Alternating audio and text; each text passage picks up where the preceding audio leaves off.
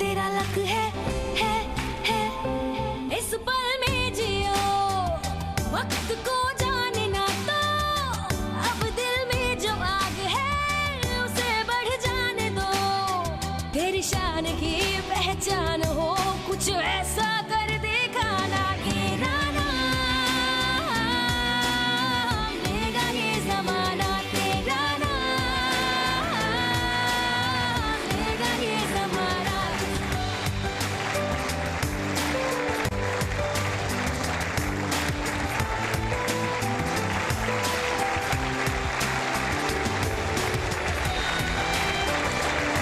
कुछ लोग होते हैं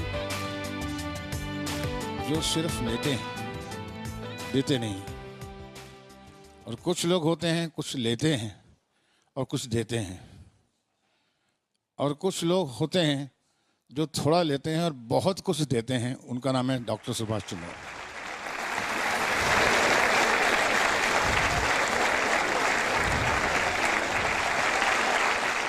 We all know his stories.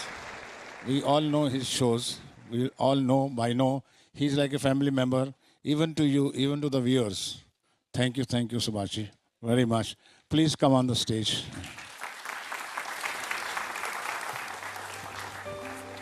Thank you, sir. Thank you, sir. Thank you. आज हम बात करने जा रहे हैं MBA वर्सेस माने बद्दू आवे छे MBA वर्सेस एंटरप्रेन्योर बहुत से लोगों को और ख़ासकर आज के युवाओं को और जो आप घर में बैठे मेरा शो देख रहे हैं आप सबको भी मैं कहना चाहूँगा कि बहुत से लोग हमारे देश में मैनेजमेंट ऑफ बिजनेस एडमिनिस्ट्रेशन करने का अर्थ समझ जाते हैं कि जहां MBA अगर कर लिया तो बहुत बड़ा बिजनेसमैन मैं बन सकूंगा या बन सकूंगी। आज हम चर्चा डिस्कशन करेंगे क्या ये सच है कि MBA करने के बाद आप सक्सेसफुल ना सक्सेसफुल की तो बात की है लेकिन क्या बनते हैं MBA के बाद इस पे चर्चा करेंगे। चलिए देखते हैं क्या कहते हैं हमारा प्रिपरेशन। जॉब इसीलिए कर रही हूँ क्योंकि इसमें कोई कैपिटल नहीं चाहिए होता है। जैसे बिजनेस में आपको अगर इन्वेस्ट करना हो you need a lot of capital in the initial stages. Starting में तो काफ़ी इन्वेस्टमेंट मांगता है बट एक बार आपने शुरू में मेहनत की आपका बिजनेस सेट हो गया तो फिर आपकी अर्निंग भी 3-4 टाइम्स हो जाती है। आपको मंथली सैलरी मिलती है जो कि कम इन्वेस्टमेंट में एक अमाउंट पाना monthly it's quite beneficial as compared to a business. Job छोड़ के अब मेरा खुद का बिजनेस है, मैं खुद की मालकिन हूँ, मैं डिसाइड कर सकती हूँ कि कौन मेरा क्लाइंट रहेगा कौन नहीं रहेगा। जॉब्स के बेनिफिट्स यही है कि पहली बात सिक्योर्ड है, जॉब सिक्योर्ड होती है। बिजनेस में थोड़ा सा रिस्क होता है। तो बिजनेस में थोड़ा रिस्क होता है, जॉब सिक्योर्ड होती है। आपको अंदाज़ा है हमारे देश में कितने MBA इंस्टीट्यूशंस हैं, कॉलेजेस हैं? किसी को कोई अंदाज़ा? Any wild gas? 5,000 किसी ने कहा,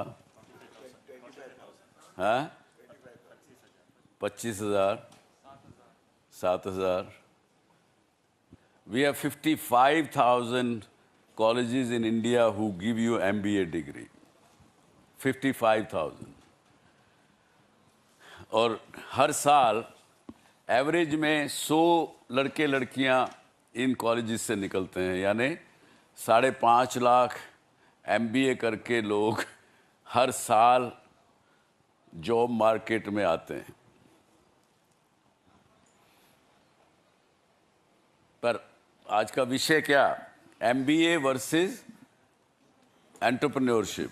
क्या MBA बनना मतलब एंटरप्रेन्योर बन गए क्या? आपका क्या सोचना है? I think that MBA value add करना सिखाता है और एंटरप्रेन्योरशिप एक वैल्यू क्रिएट करना सिखाता है। That's a very good answer, very good answer. क्या नाम है आपका? सौरभ पुराणिक। हाँ, सौरभ पुराणिक।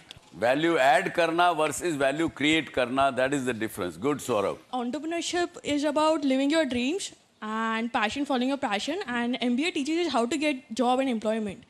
So this is the major difference I find. So what she is saying is a good, very good differentiation between an MBA and an entrepreneur. अगर एक line में कहें तो एक तो है जॉब सीकर, नौकरी मांगता है, और दूसरा एंटरप्रेन्योर जो है वो जॉब क्रिएटर है। ये फर्क है दोनों में, एमबीए में और एंटरप्रेन्योर में। Do you agree? तो चलिए इसको देख के आगे चलते हैं। आज मैंने जो बात की 5500 कॉलेजेस की, उसमें से अगर 20 या 30 या मैक्सिमम 50 कॉलेजेस छोड़ दें जो कि 100% प्लेसमेंट, जॉब प्लेसमेंट कर देते हैं, लेकिन बाकी जो हैं 5450, वहाँ से निकल के मैंने यहाँ तक देखा है लड़के लड़कियाँ सरकारी जॉब में क्लार्क बनने के लिए भी लाइन में क्यों लगा के खड़े होते हैं। क्लार्क की भी नौकरी नहीं मिलती है। तो ये स्थिति है। पर मैं ये नहीं कहूँगा कि एमबीए आप आगे करिए मत। एमबीए करना मैं समझता हूँ कि इट टीचेस यू कैसे एनालाइज करो, कैसे रिस्क फैक्टर एनालाइज करो, किस प्रकार से आप, बल्कि ज़्यादातर वो डूज एंड डोंट्स वाली कहानी बताते हैं, लेकिन जो रिस्क लेने की कैपेबिलिटीज़ है वो शायद मार देते हैं। अब इसके साथ जितने हमारे यहाँ पढ़ रहे हैं वो तो है ही हैं। कम से कम 20 से 25,000 स्टूडेंट्स हिंदुस्तान से विदेशों में भी पढ़ने जाते हैं, बिजनेस की कुछ ना कुछ डिग्री करने, कुछ ना कुछ चीज़ करने एडिशनली जाते हैं। मुझे नहीं पता क्यों जाते हैं, पर लेकिन जाते हैं। पर वो कहते हैं कि वहाँ पे शायद प्रैक्टिकल ट्रेनिंग ज़्यादा है, प्रैक्टिकल एस्पेक्ट ज़्यादा सिखाया जाता है। और यहाँ की तो हालत ये है कि एमबीए कॉलेज में मेरे एक साथी है, हमारे साथ काम करती है, उन्होंने कहा सर मैं जब एडमिशन लेने गई एमबीए कॉलेज में तो मेरे से जब पूछा गया कि भाई किस लिए एमबीए करना चाहते हो, उन्होंने कहा जी मैं एंटरप्रेन्योर बनना चाहती हूँ। तो interviewer was not happy. They want you to become a job seeker, they don't want you to become a job creator. तो ये विडंबना है हमारी। लेकिन फिर भी एमबीए करने के बाद मैं कहता हूं कि मैं अगर काश मैं भी एमबीए किया होता, या तो आगे नहीं बढ़ पाता, पर अगर इस स्थिति में सोचता हूं तो कहता हूं यार एमबीए अगर किया होता तो मैं भी शायद मैं बेटर मैनेजमेंट डिसीजन ले सकता था। लेकिन सब कुछ एनालिसिस करने के बाद मेरा तजुर्बा तो मुझे ये कहता है कि एमबीए इज लाइक ए, किससे एग्जांपल लेंगे आप? केक हम खरीदते हैं, खाते हैं, बर्थडे पे भी काटते हैं, केक काटते हैं, सब कुछ करते हैं। वो केक के ऊपर जो चेरी डाल देते हैं ना, that is what MBA is on the cake. Cherry doesn't make a cake, but it makes it probably tastier and maybe look at presentable. तो presentations वगैरह से ये स्थिति नहीं होती है। लेकिन दूसरी तरफ अगर देखें, अगर एंटरप्रेन्योर की क्या क्वालिटी है, इधर तो हमने चेरी से कंपेयर किया उसको। अगर एंटरप्रेन्योर की क्वालिटी देखें तो ही entrepreneur is like a soldier, army soldier और a police soldier, whatever you call it. While MBA करते करते उसको बताया जाता है, दे सिमुलेशन में गुजरते हैं कि ऐसी स्थिति में हो तो कैसे गुजरना, अगर भागना हो तो कैसे करना, बहुत सी चीज़ें सिखाई जाती। लेकिन जब वो गोली फेस करता है दुश्मन की या किसी टेररिस्ट की, वो उसको नहीं सिखाया जाता है एजुकेशन में। वो तो उसके अंदर से आता है कि मुझे कोई चिंता नहीं है, मैं गोली खा लूँगा दुश्मन की, पर इनको आगे नहीं बढ़ने दूंगा। तो ये फ़र्क है एक थ्योरेटिकल एजुकेशन में वर्सेस प्रैक्टिकल एजुकेशन में। लेकिन हमारे दूसरे एक किसी ने कहा कि MBAs always do casual reasoning. Casual reasoning, किसी बात में रीजनिंग करनी हो, मैंने पढ़ा है ऐसा, मैंने केस स्टडीज़ की हैं, मुझे पढ़ाया गया है, केस स्टडीज़ को देख के उसकी रीजनिंग करते हैं हम, उसको हमने कहा कैजुअल रीजनिंग। और एंटरप्रेन्योर जो होगा वो क्या करेगा? Effectual reasoning. रीजनिंग वो ढूंढेगा जो इफेक्टिव हो।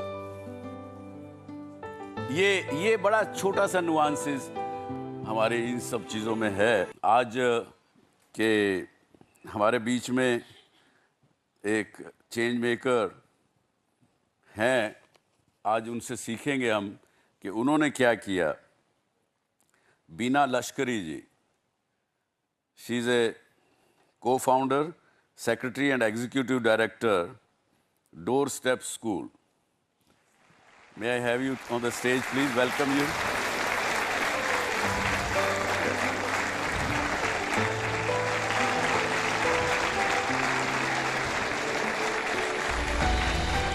हालांकि इनके बारे में अभी हम एक आपको दिखाएंगे, लेकिन सिंस 1989 बीना जी ने डोर स्टेप स्कूल एस्टैब्लिश किया। उसके अंदर other educational programmes in multiple areas across Mumbai to create the access to the basic education. And क्या क्या सिखाया इन्होंने? बेसिक चीज़ें सिखाई हैं कि बच्चों को, स्ट्रीट के बच्चों को, कि अगर आप जा रहे हो, स्कूल में जा रहे हो, तो पहले बस का नंबर ज़रूर पढ़ना देखो, कोई कहीं गलत बस में ना चढ़ जाओ, कोई आपको गलत जगह ना ले जाए। क्या बहुत बेसिक चीज़ों से उन्होंने शुरुआत की है। ऐसे चेंज मेकर्स को हम सलाम करते हैं। देखिए इनके बारे में थोड़ी और डिटेल। शिक्षा दुनिया को बदलने का सबसे शक्तिशाली हथियार है।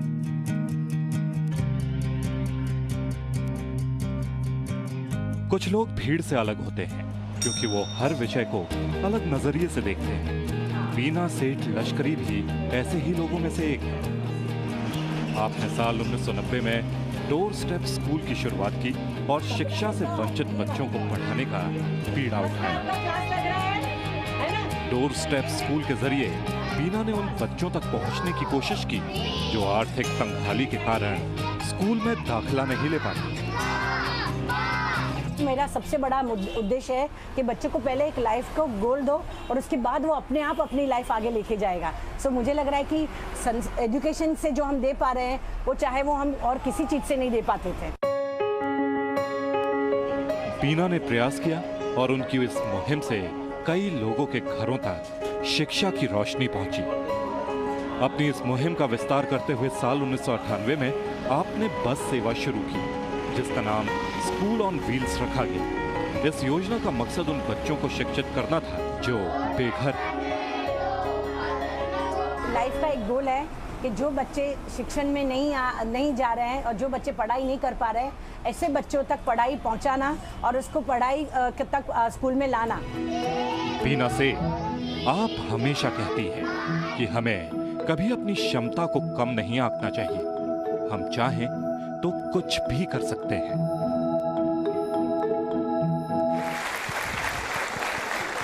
देखिए बीना जी, आप ये हमारे दर्शकों को और यहाँ भी सब बैठे हैं, इनको आप क्या प्रेरणा देंगी कि जैसा आपने किया, क्या मन में आया जो आपने शुरू किया? ये बहुत पुरानी कहानी है। आपके जैसे ही मैं एक स्टूडेंट थी और आपके जैसे ही सोच रही थी कि बहुत कुछ आगे पोस्ट ग्रेजुएशन करके बहुत बड़ा कुछ अच्छी नौकरी करूँगी और अच्छा काम करूँगी। बट ये सब चीज़ को एक बाजू रख के जब मैं मास्टर इन सोशल वर्क कर रही थी तब मैंने बहुत सारे बच्चे देखे जो स्कूल में कुछ वजह से नहीं जा रहे थे और ये ज़्यादातर ये बच्चे काम करने वाले बच्चे थे। और मैंने जब वो बच्चों की मुस्कान देखी और वो बच्चों की एक आंखों में चमक देखी तो मुझे लगा कि ये मुझे कोई भी प्रकार की पोस्ट ग्रेजुएशन मुझे मदद नहीं करेगी ये बच्चों तक पहुँचाने के लिए। सो मेरे लिए ज़रूर था ये बच्चों तक मैं कैसे पहुँचूँ। और मैंने ये संस्था डोर स्टेप स्कूल की हमारी संस्था की स्थापना की और हमने देखा कि यदि ये बच्चे स्कूल तक नहीं पहुंच सकते हैं तो स्कूल वहां तक पहुंचनी चाहिए जहां पे ये बच्चे हैं। ये स्वामी विवेकानंद ने कहा अपने जीवन में कि अगर हम स्कूल पे बच्चों को नहीं ला सकते हैं तो स्कूल बच्चों के पास जाए। को जो भी आज बता रही हूँ बहुत सही बता रही हूँ कि मैं ये मेरे पर्सनल एक्सपीरियंस से आपसे शेयर कर रही हूँ। मैंने कहीं पे भी MBA नहीं किया है और ना तो मैंने मास्टर डिग्री खाली सोशल वर्क नहीं, पर आपने नहीं किया होगा, लेकिन मैं तो आपको सोशल एंटरप्रेन्योर कहूँगा। इसके बारे में क्या कहेंगे आप? You can say social entrepreneur because life में बहुत सारे रिस्क लिए हैं। मुझे लग रहा है कि रिस्क लेने से ही एक एंटरप्रेन्योर सोशल एंटरप्रेन्योर बनता है, क्योंकि you go against the society. यानी बहुत सारी बात ऐसी होती है जो सोसाइटी को मान्य नहीं होती है, पर हम उसके ऊपर रिस्क लेके उसके अगेंस्ट कुछ करना चाहते हैं। मैं एक सिंपल बताऊंगी, जब ये स्कूल ऑन व्हील की संकल्पना मैं लेके घूम रही थी हमारे डोनर के पास, तो बहुत सारे लोग हंस रहे थे, बोल रहे थे कि इसमें तो आपको अप्रिशिएशन मिलेगा ही नहीं, आपको डेप्रिशिएशन होगा और आप कहाँ, ये चीज़ से क्या आपको फ़ायदा होगा। बट जब ये शुरुआत की 1990 से मैं लेके घूम रही थी ये कॉन्सेप्ट के साथ, 95 में हमने फर्स्ट बस लॉन्च की और अभी उसकी 5 बस बॉम्बे में और 5 पुणे में हैं। और उसका रिजल्ट देख रहे हैं कि हर साल करीबन 400-500 बच्चे जो कभी स्कूल में नहीं जाने वाले थे, जो स्ट्रीट चिल्ड्रन हैं, जो नींबू मिर्ची बेचते हैं, जो बैग करते हैं, भीख मांगते हैं, ऐसे बच्चों तक हम पहुँच पा रहे हैं और उसको स्कूल में दाखिल कर रहे हैं। सो एंटरप्रेन्योरशिप का मुझे लग रहा है कि मतलब मेरे लिए ये है कि हमारी जो भी एफर्ट्स है उसको मल्टीपल करते हो और बहुत सारे लोगों तक पहुंच सकते हैं। एंटरप्रेन्योरशिप का मतलब ये कि किसी भी चीज में वैल्यू क्रिएशन करते हैं आप 500 बच्चों को तैयार करके उनको सही स्कूलों में एडमिशन करवा देती हैं, उसके बाद उनकी लाइफ आगे चलती है। लेकिन फिर भी ये बताइए, आपके हिसाब से सोशल एंटरप्रेन्योर और सोशल वर्कर में क्या अंतर? मैं सिंपल बताती हूँ, हम जो काम करते हैं वो डेवलपमेंट वर्क है, इट इज़ नॉट चैरिटी। आप सही जगह पे देखोगे कि जब हम सोशल वर्क की बात करते हैं तो लोग बोलते हैं कि 50 बच्चों को खाना खिला दिया, कहीं पे कपड़े दे के आए। आज की तारीख में भी बहुत सारे लोग आते हैं, बोलते हैं कि आज हमारे यहाँ पे तिथि है तो हमको खाना खिलाना है, हमें चैरिटी करनी है। So that is called social work according to me. That's very good answer, very good answer. But social entrepreneur यानी बताओगे तो मैं बताऊंगी कि इट्स अ डेवलपमेंट वर्क। यहाँ पे हम चैरिटी की बात नहीं करते, यहाँ पे हम वैल्यू सिखाना चाहते हैं, प्रिंसिपल बेस बताना चाहते हैं बच्चों में कि भाई कुछ भी लाइफ में फ्री नहीं है। If you really want to go further, you have to earn and you have to work towards it. So that is called development work, which is done by the social entrepreneur. ये बताइए, आपने सब कुछ कैसे सीखा? ये बात तो बहुत बड़े-बड़े, मैं तो पढ़े लिखे PhD इकोनॉमिस्ट से मिलता हूँ, वो भी इस बात की परिभाषा ये नहीं दे पाते जो आप दे रही हैं। कहाँ से सीखा आपने? मुझे लग रहा है कि लाइफ के एक्सपीरियंस से। कहीं मैंने पहले ही बताया कि MBA और सब मैंने पढ़ा नहीं है, ना तो ज़्यादा थियोरी पढ़ी है, बट एक बच्चों के साथ इंटरेक्ट करते जो डे टू डे लाइफ में हम जो देखते हैं उससे मुझे लगता है जो हम सीखते हैं वही आपको एक अलग विजन देता है और एक अलग भाषा देते हैं। बहुत अच्छी बात, बहुत अच्छी बात। आपके क्या सवाल हैं बीना जी से? What's your funding model? Sorry, आपको फंडिंग कहाँ से मिलती है? शुरुआत तो पहले 2 साल तो कोई हमारे तरफ से फंडिंग नहीं था, इंडिविजुअल से शुरुआत हुई है फंडिंग। यानी जब एक व्यक्ति ने देखा कि इतना अच्छा काम हो रहा है और उसको एक्सपांड करने की ज़रूरत है तो उसके हिसाब से वो शुरुआत हुई। उसके बाद family trust has come forward and now that government की दुआ से अभी तो CSR is must and CSR और एजुकेशन इज़ मस्ट। तो काफ़ी चीज़ है जो अभी एजुकेशन कॉर्पोरेट की तरफ से भी आता है, but unfortunately in the past there was a struggle, but अभी ये स्ट्रगल नहीं है। अभी काफ़ी लोग जो समझदार हैं और समझते हैं वो अपने आप आके देते हैं। मैं ये कहता हूँ, मैंने कोई ऐसा संस्था जो डेवलपमेंट काम करते हों उनको फंड्स की वजह से कभी काम उनका रुकते हुए नहीं देखा। सही बात है। फंड्स देने वाले इस देश में बहुत हैं, काम करने वाले लोग नहीं हैं। Ma'am, in India, there are criticized women if they want to start or do anything. So as you started around 2 decades ago, so what were the challenges that as a woman you have to face? Very right. 25 साल पहले ये कहानी अलग ही थी, क्योंकि एक तो एक लड़की होना और उसमें भी एक अलग प्रकार का काम करना और स्लम में जाके और ये गरीब बच्चों के साथ काम करना वो मान्य ही नहीं था, क्योंकि तभी slum was label like a bad area and the bad thing. So right from my family I had struggle that to convince them और बताना कि भाई ये वहाँ पे भी लोग रहते हैं अपने जैसे ही, वहाँ पे भी लोग बहुत अच्छे से काम करते हैं और कमाते हैं और मेहनत करके रहते हैं, यही बच्चों के लिए जाना है। वहाँ से लेके very simple thing to just get married, the boy never has said yes because I was social worker and I was kind of doing a very different work. So ये जो तो चीज़ है. आपको आपके हस्बैंड कैसे मिले? Oh, my husband was my first person to sponsor my program. Oh वाह. So I was lucky that he is my lifelong sponsorer. देखिए, अच्छा काम करेंगे तो अच्छा हस्बैंड भी मिलेगा, अच्छी वाइफ भी मिलेगी, अच्छा पार्टनर भी मिलेगा. टीना जी, बहुत बहुत धन्यवाद आपका यहाँ आने का, इस शो पर आने का. आप फिर भी आपसे मिलते रहेंगे. बहुत बहुत धन्यवाद आपका. साधुवाद, बहुत बहुत साधुवाद.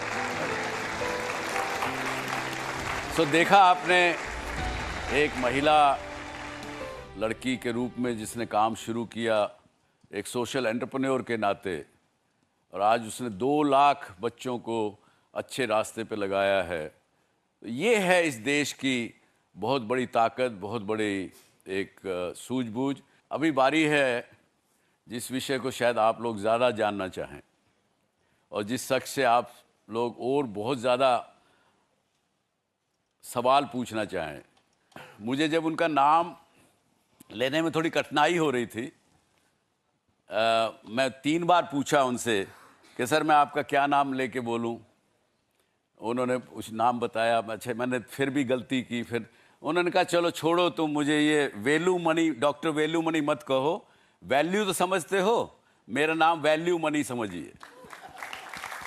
तो हम आपको आज मिलाते हैं doctor value money. He is a founder, chairman and MD CEO of thyro care. आपने नाम सुना है?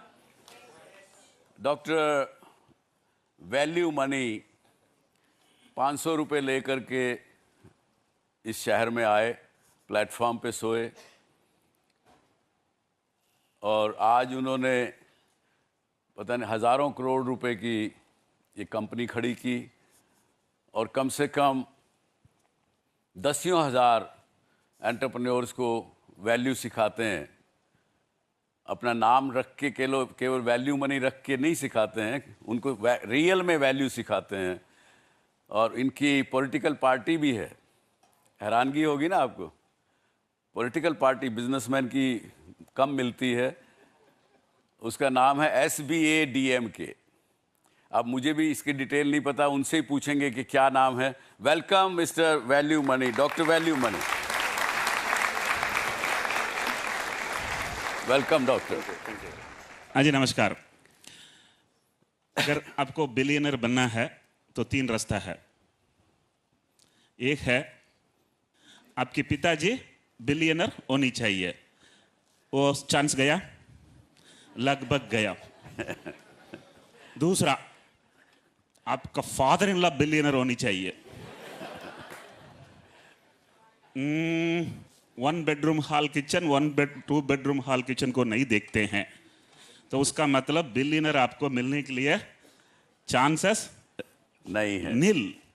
तीसरा, only way to become a billionaire is SBADMK. इनकी पार्टी ज्वाइन करिए. SB सीधा बैठो, AD अपना देखो, MK मेहनत करो.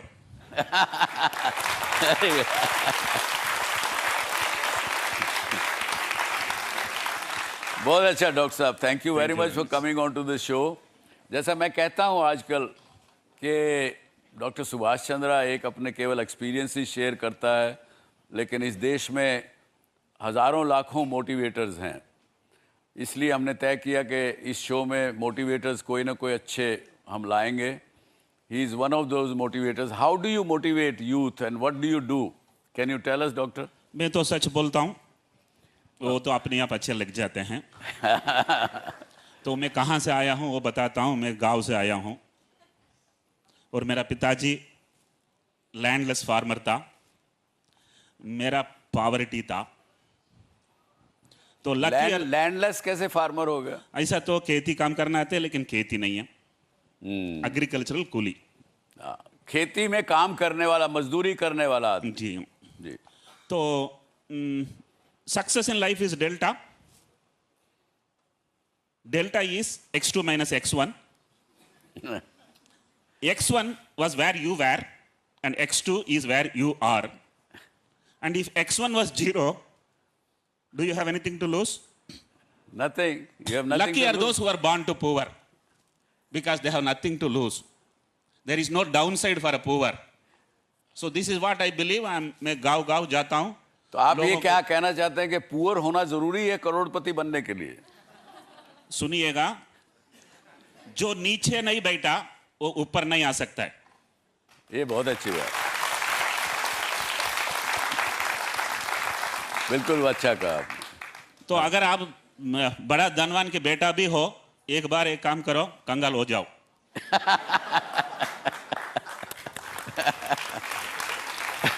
उसके बाद क्या करें? आप कैसे मोटिवेट करते हो? आपके साथ जो लोग आपने तो ऐसा तो कह रहा हूं कि मुझे अनएम्प्लॉयड एक सिचुएशन था. जब भी मैं समझाता हूं, मैं बोलता हूं अनफॉर्चुनेटली मेरे लिए कोई कोयम्बतूर में काम नहीं दिया. सॉरी, फॉर्चुनेटली कोई मुझे कोयम्बतूर में काम नहीं दिया. हाँ. एक काम दिया, वो कंपनी भी फॉर्चुनेटली 4 साल में बंद हो गया. मुंबई आया, फॉर्चुनेटली मुझे रिसीव करने के लिए कोई नहीं था. मैं वीटी रेलवे प्लेटफॉर्म में 3 दिन सोया था. मुझे एक सरकार नौकरी मिला, फॉर्चुनेटली मैं उसको भी छोड़ दिया. जब भी आदमी जीत जाता है, सब फॉर्चुनेट बन जाता है. वेरी गुड, बहुत अच्छा कहा. तो मैं ये समझाता हूं, लोगों को समझ में आ जाता है. तो ये जिंदगी में 2 ही चीज होती है, एक सिक्योरिटी, दूसरा prosperity. There is nothing known as secured prosperity. MBA gives you security and risk taking gives you prosperity. So I always tell people, romance with risk. उल्टा बात समझना. Romance with risk. The biggest is the risk. The biggest is the outcome. तो I motivate people. मैं सरकार नौकरी छोड़ा और 2 लाख रुपया प्रोविडेंट फंड मिला और उसमें इन्वेस्ट किया. आज थायरोकेयर की नेशनल स्टॉक एक्सचेंज में मार्केट कैप है 4,000 करोड़. बहुत अच्छे.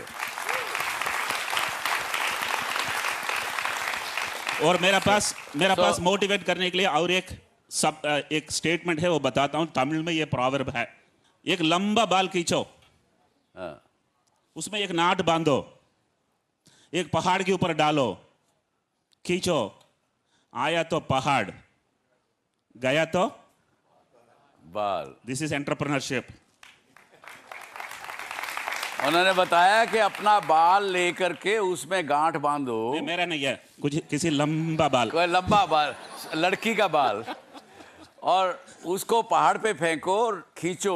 अगर पहाड़ नीचे आ गया तो बहुत अच्छी बात, नहीं तो क्या गया, केवल एक सर का बाल, फिर उग जाएगा. चलिए, I am sure you would want to ask lot of question to doctor Velumani. Yes. My question is, how did this idea came to you of ThyroCare? I mean, why specifically ThyroCare? Ideas are like sperms. Oh my. Millions come. Only one works.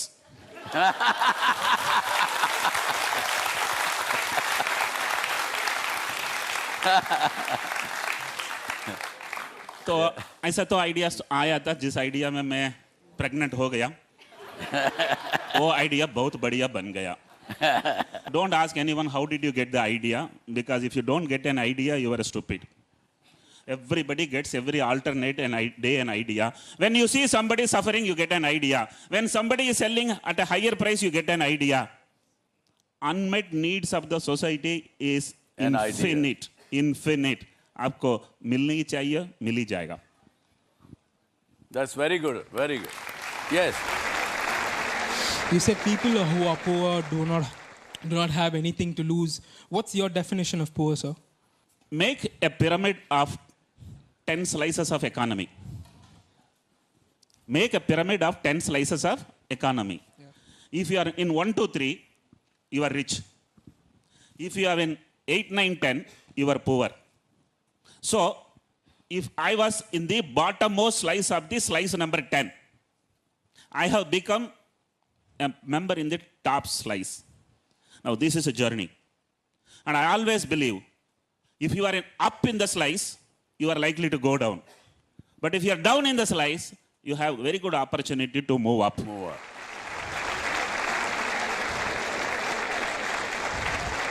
Sir you told कि बहुत सारे ideas आते हैं, पर कब पता चलता है कि वो परफेक्ट आइडिया मिल गया है मुझे?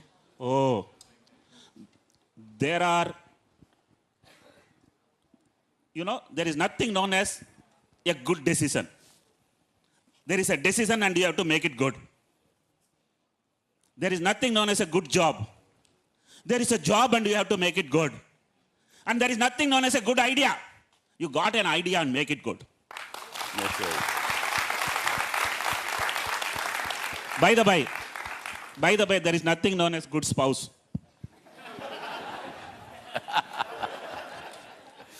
Doctor, though you have not done MBA, nor your wife has done, but you have 700 employees in your company. You must have MBAs in that. Yes. I could not buy an engineering application form because that was a 5-year course my father could not afford. Today Yes. I have 120 engineers working under me. Yeah, very good. I didn't do medicine. Today we have around dozens of medical doctors working under me. And MBAs, जैसा आपने बोला 55,000 engineering colleges हैं, तो बहुत सारा MBAs हैं.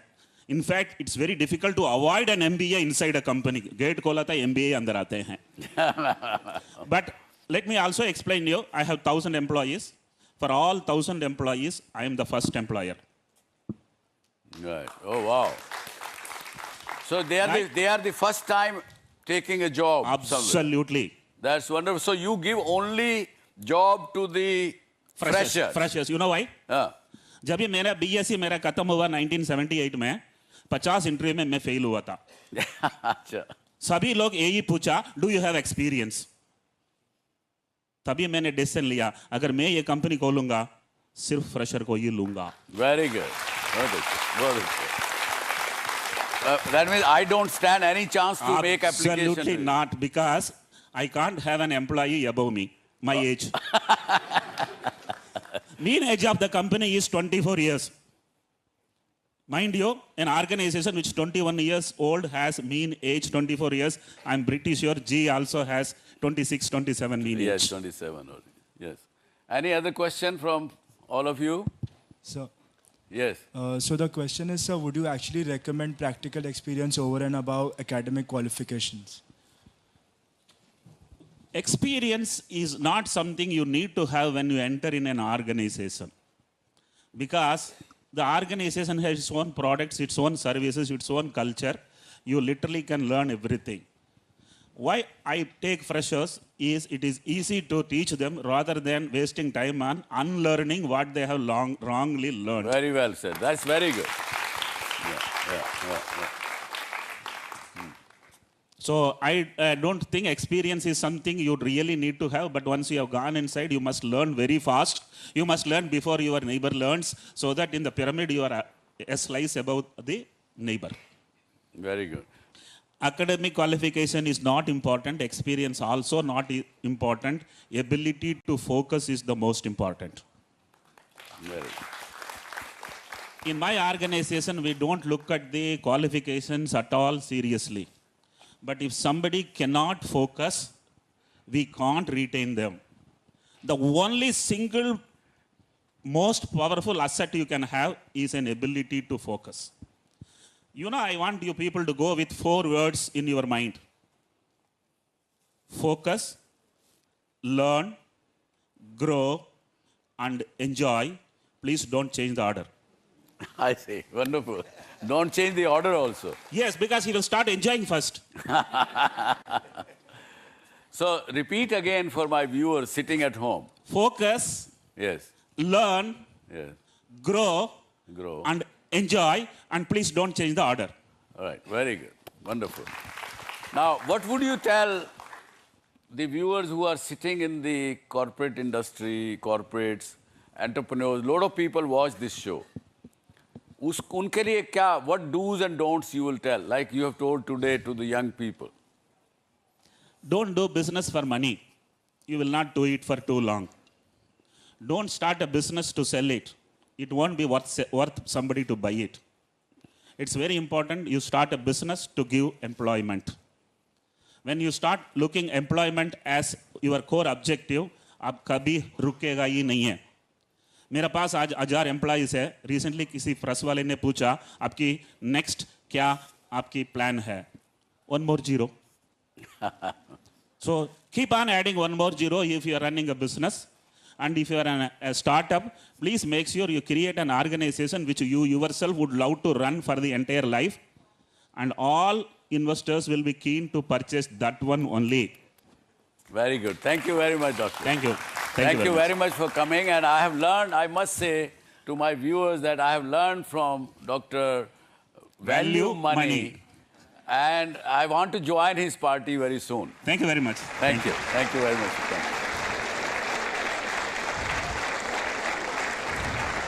So ये एक लाइफ का अलग पर्सपेक्टिव आपने हमने सबने सुना, मैंने भी सीखा। आई एम श्योर आपने भी इस बात से सीखा होगा आज। अब आपने क्या सीखा आज? कुछ 2-4 मैं सुनना चाहता हूँ आप में से कुछ लोगों को जिन्होंने आज के इस पिछले 1 घंटे में जो हम BA के WAS कर रहे थे उसमें क्या सीखा आपने?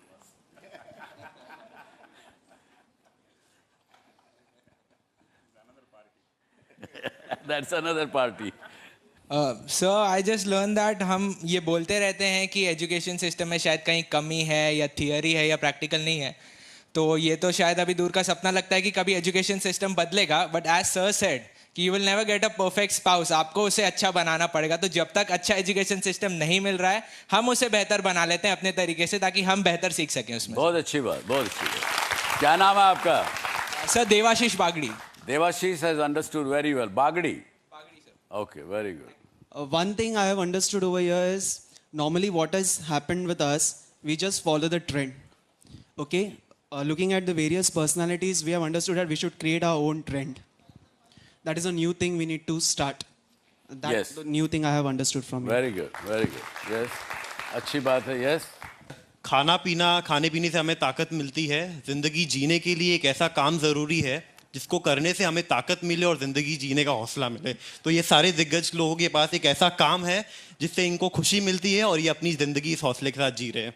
That is what I have understood today. Okay, good. Yes. I would like to say what I've learned in this past 1 hour is that inspiration comes from within. And if inspiration starts from here, from your heart, things can go right and according to you. अगर आप inspiration ढूंढने की कोशिश करेंगे तो शायद आपको वो इंस्पिरेशन नहीं मिलेगा, लेकिन आप इंस्पिरेशन अंदर खुद खोजेंगे तो शायद आप इंस्पिरेशन ढूंढ सकते हैं। बहुत बड़ी बात आपने सीखी है।